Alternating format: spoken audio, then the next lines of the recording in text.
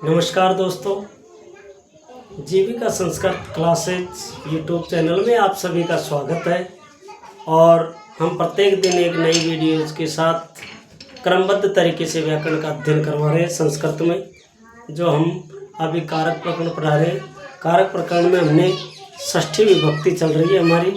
जो षष्ठी विभक्ति के हमने कुछ सूत्र पढ़ लिए थे और अब षष्ठी विभक्ति का हम कुछ पढ़ने जा रहे हैं कि निम्न लिखित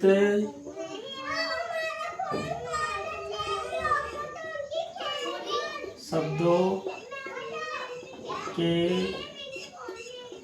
योग में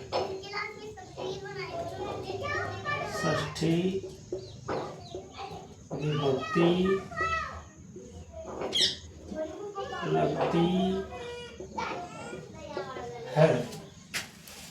कुछ शब्द है जिनके योग में षष्ठी विभक्ति का ही प्रयोग होता है। जैसे देखिए, पहला हमने लिख दिया अधय। क्या लिख दिया? अधय। अधय का अर्थ होता है नीचे। क्या होता है अधय का अर्थ? नीचे। तो नीचे में हम जानेंगे, उदाहरण से समझेंगे। जैसे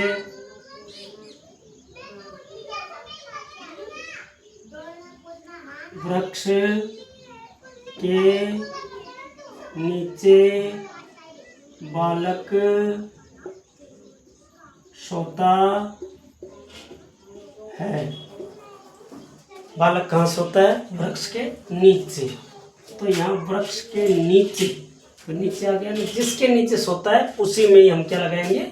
षष्ठी विभक्ति लगाएंगे।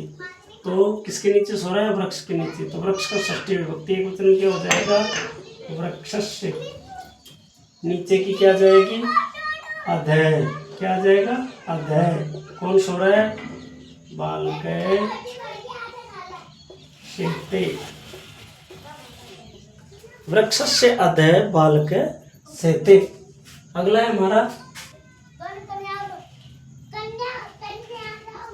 ऊपरी। ऊपरी का अर्थ होता है ऊपर। भवन के ऊपर पक्षी है। भवन के ऊपर क्या है? पक्षी। किसके ऊपर है पक्षी? भवन के ऊपर। तो भवनस्य ऊपरी खगा। अब पक्षी बहुत सारे हैं तो खगा बहुवचन आएगा। खगा संति।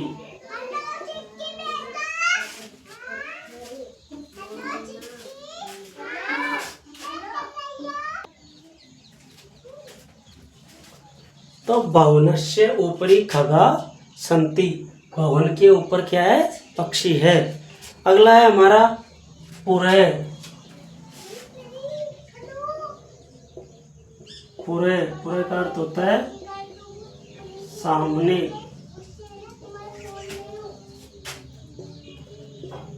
विद्यालय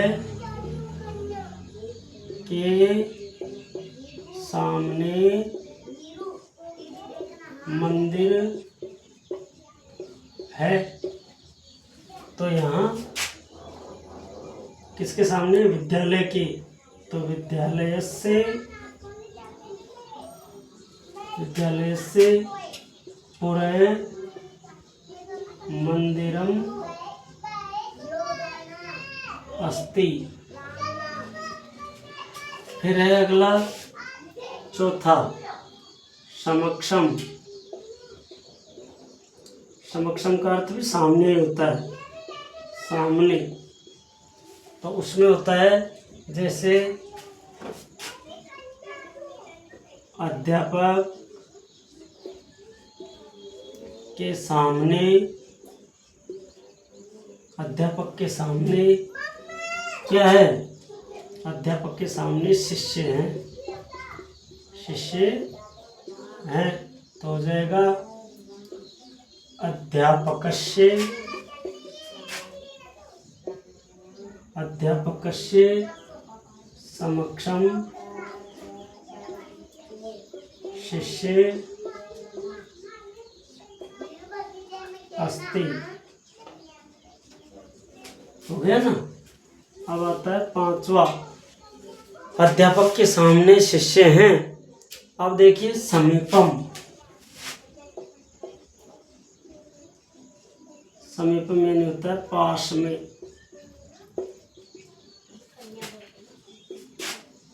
शहर के पास गांव है। शहर के पास क्या है? गांव है। शहर के पास गांव है, तो नगरस्य समीपम ग्रामे अस्ति। नगरस्य समीपम ग्रामे अस्ति। नगरस्य समीपम ग्रामे अस्ति। शहर के पास गांव है। अब बात आती है हमारी अगली, मध्य। छठा है मध्य। मध्य का अर्थ होता है बीच में। मध्य का अर्थ क्या होता है? बीच में। तो पशुओं के बीच में गवाला है। तो पशुओं के बीच बहुत सारे पशु हैं, तो ऐसी स्थिति में क्या करेंगे? षष्ठी विभक्ति बहुवचन आएगी। पशूनाम मध्ये गोपालक अस्ति। पशुओं के बीच में ग्वाला है। पशुनाम मध्ये गोपालक अस्ति। फिर है कृते। कृते का अर्थ होता है के लिए। जैसे बालक के लिए दूध लाओ। बालक के लिए दूध लाओ, तो क्या बनेगा? बालकस्य कृते दुग्धम आने। बालकस्य कृते दुग्धम आने। फिर आता है आठवा, अंत है यानी अंदर। घर के अंदर माता है, तो आ जाएगा गृहस्य अंत माता विद्यते। तो आप एक बार और रिवीजन कर लीजिए। देखिए एक बार ढंग से। निम्नलिखित शब्दों के योग में षष्ठी विभक्ति लगती है। पहला शब्द है अधय। अधय यानी होता है नीचे। वृक्ष के नीचे बालक सोता है, तो वृक्ष से, जिसके नीचे सो रहा है, वृक्ष से अधय बालक सेते। ऊपर, ऊपरी का ऊपर हिंदी अर्थ होता है भवन के ऊपर पक्षी है। भवनस्य ऊपरी खगा संति। पुरः सामने, विद्यालय के सामने मंदिर है, तो विद्यालय से पुरः मंदिरम अस्ति। और समक्षम यानी सामने होता है अध्यापक के सामने शिष्य हैं, तो अध्यापक से समक्षम शिष्य अस्ति।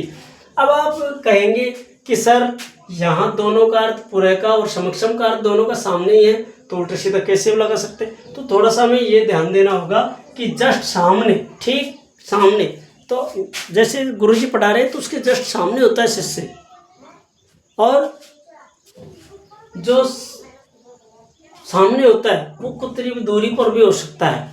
तो दूरी पर होने के कारण उसमें इसका आएगा पुरः का, और नजदीक में होने के लिए समक्षम का आएगा।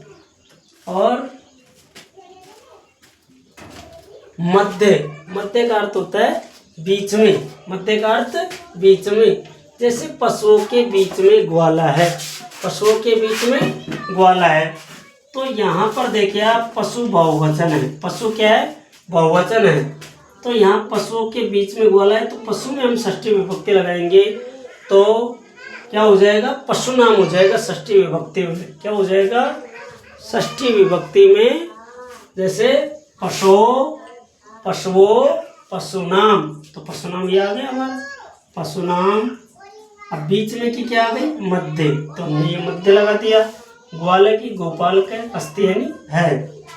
कृत्य का अर्थ होता है के लिए, जैसे बालक के लिए दूध लाओ, ऐसे के लिए चिन्ह आता है, तो के लिए तो चतुर्थी विभक्ति लगनी चाहिए, लेकिन यहाँ कृत्य शब्द के योग में हमेशा कौन सी लगेगी, षष्ठी, ये नियम है। तो जिसके लिए दूध लाओ, किसके लिए, बालक के लिए, बालकस्य कृते दुग्धम आने, बालक के लिए दूध लाओ, बालकस्य कृते दुग्धम आने। अंत यानी अंदर होता है, घर के अंदर माता है, गृहस्य अंत माता विद्यते, विद्यते का अर्थ भी यही होता है, वर्तते का अर्थ भी यही होता है। तो इस प्रकार से हमारी ये षष्ठी विभक्ति चल रही थी। इसमें नेक्स्ट सूत्र और था जो हम कल पढ़ेंगे।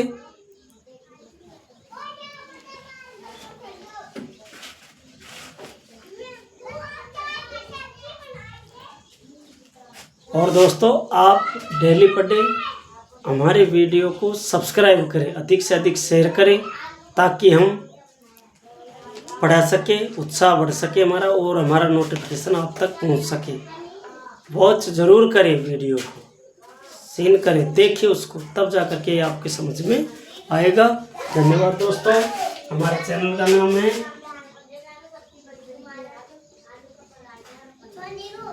जीविका Sanskrit classes by MK Shastri ji sir. ये हमारा चैनल है, आप इस चैनल से जुड़े रहिए और पढ़ते रहिए डेली। तब तक के लिए धन्यवाद।